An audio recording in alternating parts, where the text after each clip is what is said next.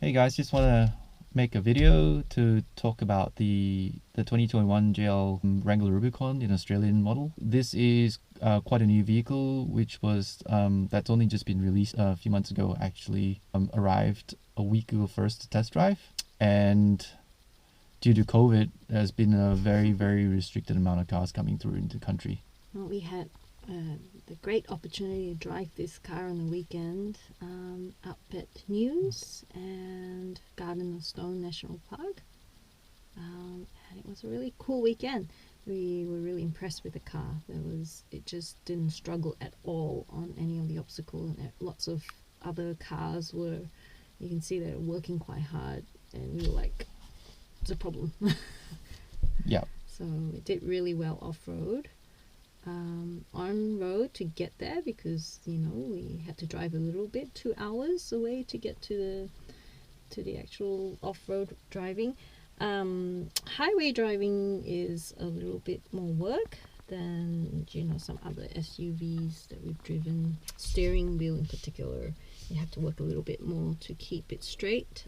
If you're going around curves, you've got to anticipate a bit more before you get into the corner, because the steering corrects. You need to correct the steering a lot more. It doesn't just go back into the middle. And how do you compare this with the Discovery 4?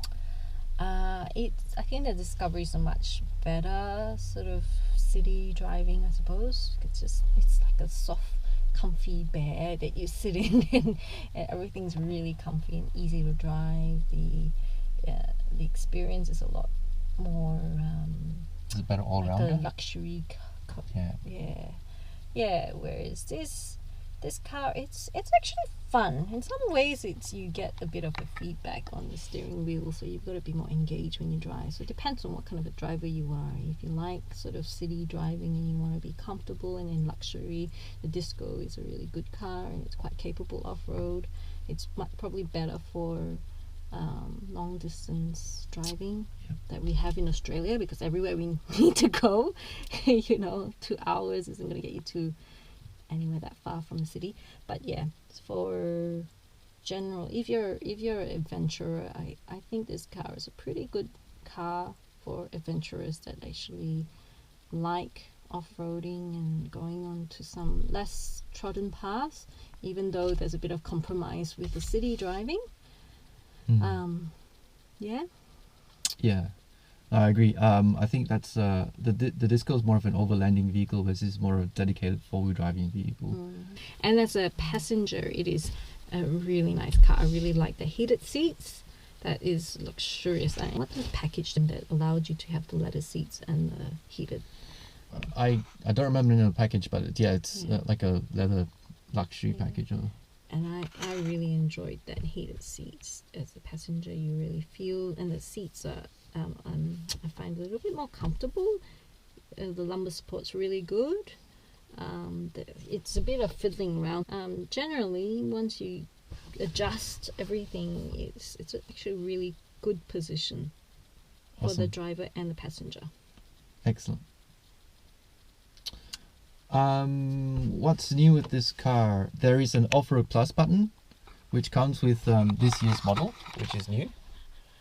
And what it does is when you're in full high, it allows you to change the throttle mapping as well as the shift points of the gearbox to suit sand.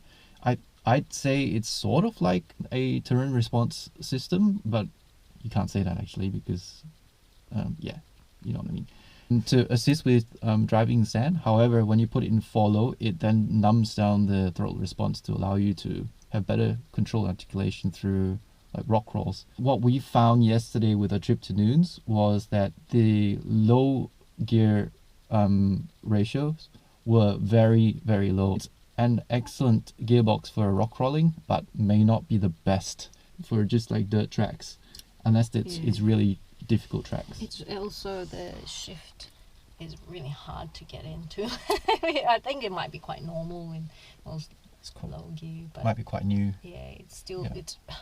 You've got to move the car a little bit and pulling it. It's really stiff and tricky to get into the low gears, but yeah, I think that might be a quite uncommon problem. Yeah. The other thing that's new is there is now a camera in the front. I don't think that's standard.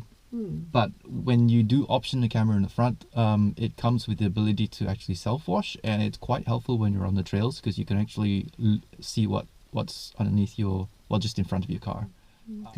It's pretty sharp though, quality. It's very sharp. Really good. One of the best we've seen. One thing I would say though, if you do option the tow bar package, you get this really obscure view because the number plate is placed ironically below the camera, which is where you want the most of the vision, so you can actually see whether you're backing up to something too close, which doesn't make any sense. So I think there needs to be a better placement for the number plates. Needs some thought, that one. Cool. Anything else you want to share? No, I think that's it. Darkness is our call to go. Okay. All right. Ciao.